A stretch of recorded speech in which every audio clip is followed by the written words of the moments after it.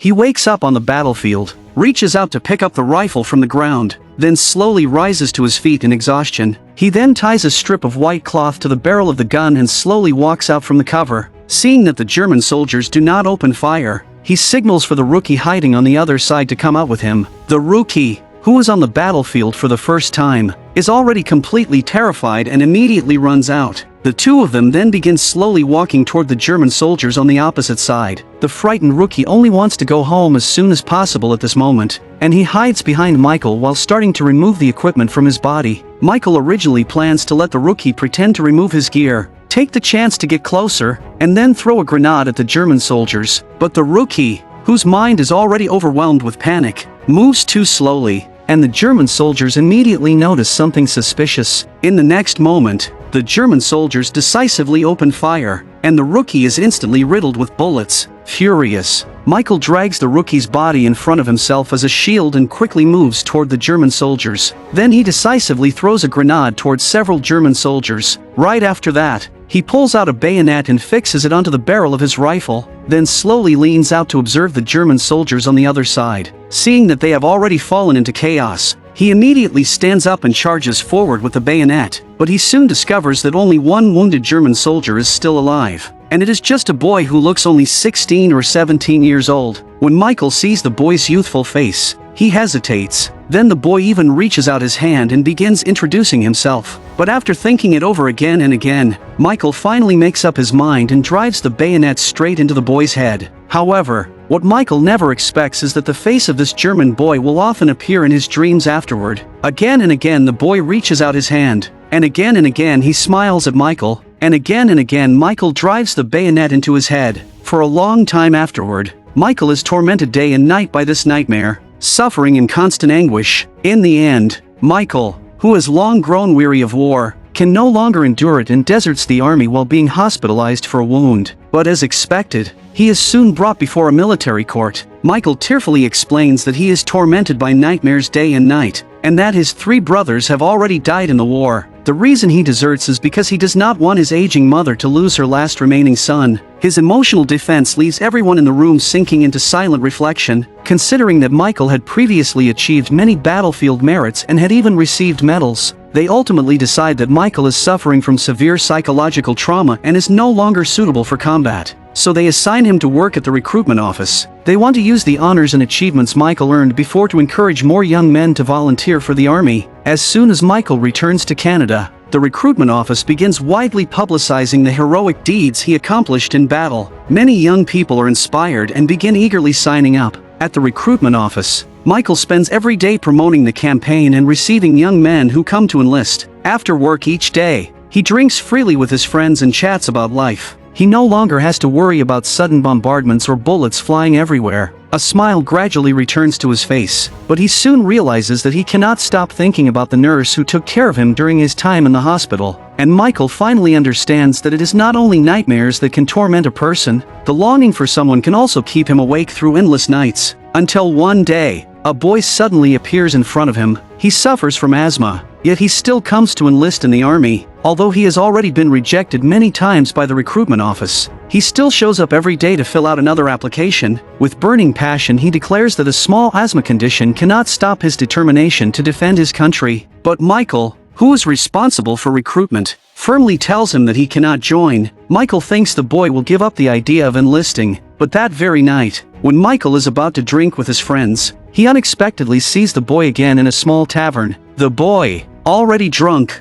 immediately begins verbally attacking Michael. He claims that Michael has blocked his path to serving the country and calls Michael a traitor. Hearing the boy's words, Michael's angry friend immediately steps in to teach him a lesson. The frail boy is no match at all and is quickly pinned to the ground. Fortunately, Michael steps in just in time and stops his friend. Not only that, the kind-hearted Michael even personally escorts the drunken boy home. But what Michael does not expect is that the boy's sister turns out to be the nurse he has been constantly thinking about. Michael immediately seizes the opportunity and bravely invites her out. But no matter how hard he tries, Sarah ultimately declines his invitation with gentle politeness. Disappointed, Michael can only unwillingly wish Sarah good night before turning around and leaving. But Michael is not someone who gives up easily. The very next day he rides over on horseback to invite Sarah for a ride. This time, Sarah does not refuse him. They cross rivers, pass through forests, and race freely across open grasslands. From that moment on, they begin seeing each other often. Sarah soon finds herself attracted to Michael's kindness and his lively, engaging conversation, yet she still refuses him in the end, because she once loved someone with all her heart, but what she received in return left her deeply hurt, and now she is afraid to love again. Even so, Michael still refuses to give up. But one day, Michael suddenly learns from his superior that Sarah's father was actually born in Germany, and after the war broke out, Sarah's father decisively returned to Germany to join the German army, later dying on the battlefield. That means the woman Michael thinks about day and night is actually the daughter of an enemy soldier. Soon afterward, Sarah is also investigated and questioned by the military because of her father, despite her repeated explanations that she was not like her father, and raised in Canada and has never even been to Germany, insisting that she is Canadian. She is ultimately dismissed from her job at the hospital. The windows of her home have already been smashed, and hateful slogans are scrawled all over the walls of the house. Sarah's younger brother, who suffers from asthma, also loses the job he had finally managed to find because of their father. He directs all the injustice, contempt, and humiliation he faces toward his German father. In a burst of anger, he kicks over his father's gravestone to release the pain in his heart, only to be seen by Michael, who happens to pass by. The moment the boy notices Michael approaching, he immediately turns and runs. Michael chases after him on horseback. In order to catch the boy, Michael leaps forward, and the two of them tumble down a dirt slope straight into the river. Michael drags the boy out of the water and onto the riverbank, where the two of them have a conversation that reaches deep into their hearts. Michael finally understands why the boy, despite suffering from asthma, keeps coming back again and again to apply for the army. What the boy truly wants is to prove through his own actions that he is nothing like his father with a German identity. He only wants to prove that he is a Canadian who was born and raised on this land and loves it just the same. After much persuasion, Michael finally manages to calm the emotional boy down. Then Michael goes to Sarah's house and invites her to pack her things and temporarily stay at his home to avoid the hostility outside. But when he walks into the room, he is shocked to discover that Sarah is injecting herself with morphine. Her whole body trembles as she struggles in pain, while the man holds her tightly in his arms. Again and again, day after day, with the man's encouragement and companionship, Sarah finally manages to slowly break free from morphine. She also finally confesses to Michael the reason why she began injecting it. After the war broke out, her father,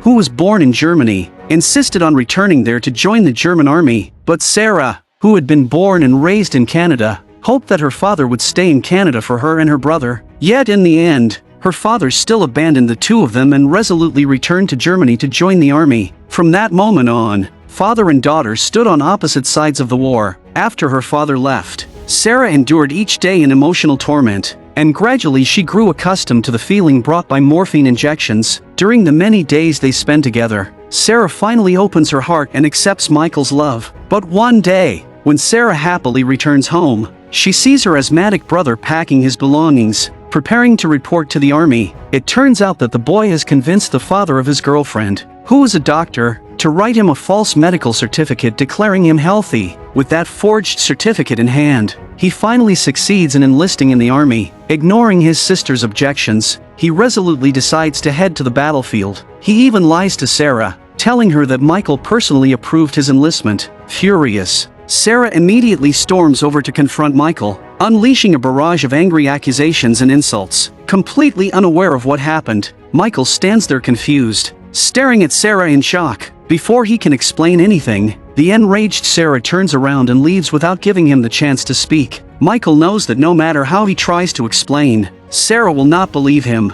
More importantly, the fact that Sarah's brother has already gone to the battlefield cannot be changed. That very night, Michael fills out an enlistment form using a false name and asks his superior to sign it. He gives up his rank and becomes an ordinary recruit, because only in this way can he enter the same unit as Sarah's brother, David. Although Michael is already completely weary of the battlefield, he still decides to pick up his rifle and return to the storm of bullets in order to protect Sarah's brother, because he knows that aside from her brother, Sarah has no other family left. He wants to protect David for Sarah, even if it costs him his life. He wants to prove his love for Sarah through his actions. Reading the farewell letter Michael left behind, Sarah finally realizes that she misunderstood him. Meanwhile on the battlefield, Heavy rain pours down onto the muddy road. Soldiers with blank expressions and lifeless eyes move forward like walking shadows. Michael leans inside a trench filled with mud, quietly enjoying a brief moment of peace in the rain. Sarah's brother David sits beside him, carefully sorting ammunition. Ever since Michael arrived at the front line,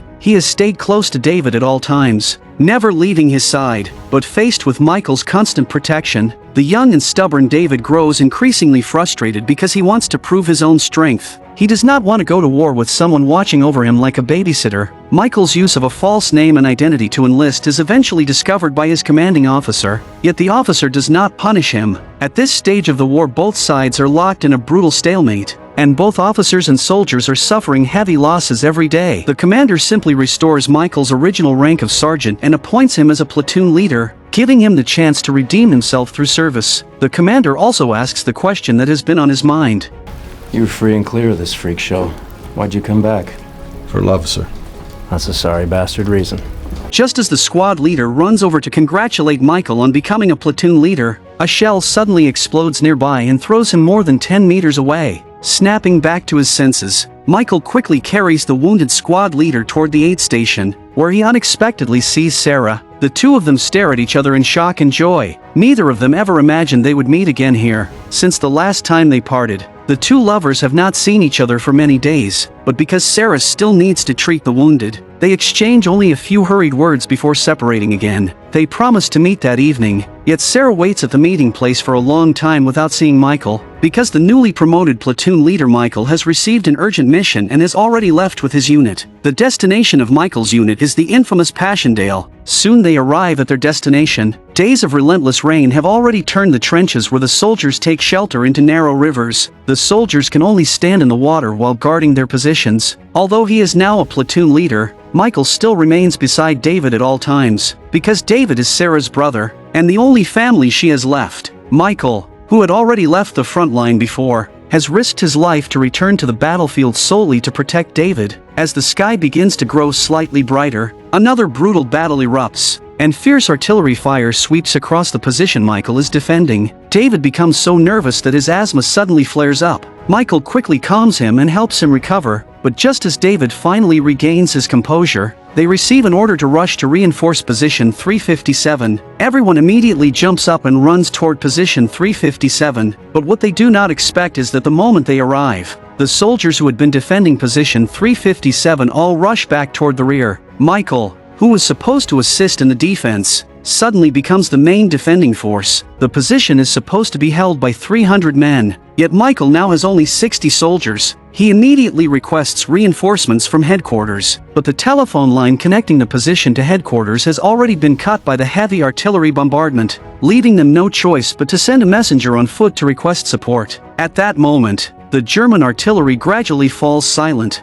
and then a signal flare shoots up into the sky. A sudden barrage of intense rapid fire immediately sweeps across their position. At the same time, thunderous battle cries erupt from the German trenches across the field. As the shouts grow closer and closer, Michael begins commanding his soldiers to prepare defensive fire. Soon large numbers of German soldiers appear before them. At Michael's command, the soldiers unleash fierce return fire, and waves of German troops collapse to the ground, but the remaining German soldiers continue charging forward desperately. Before long, the two sides collide in brutal close-quarters combat with bayonets and rifles. Heavy rain pours across the land. The desperate sounds of fighting echo everywhere, helplessness and despair filling the battlefield. Again and again the blades strike with deadly force, and one body after another collapses to the ground. Someone kills another person only to be killed moments later, the endless slaughter continuing without end. A German student soldier who has come to the battlefield for the first time sits frozen in the middle of the field,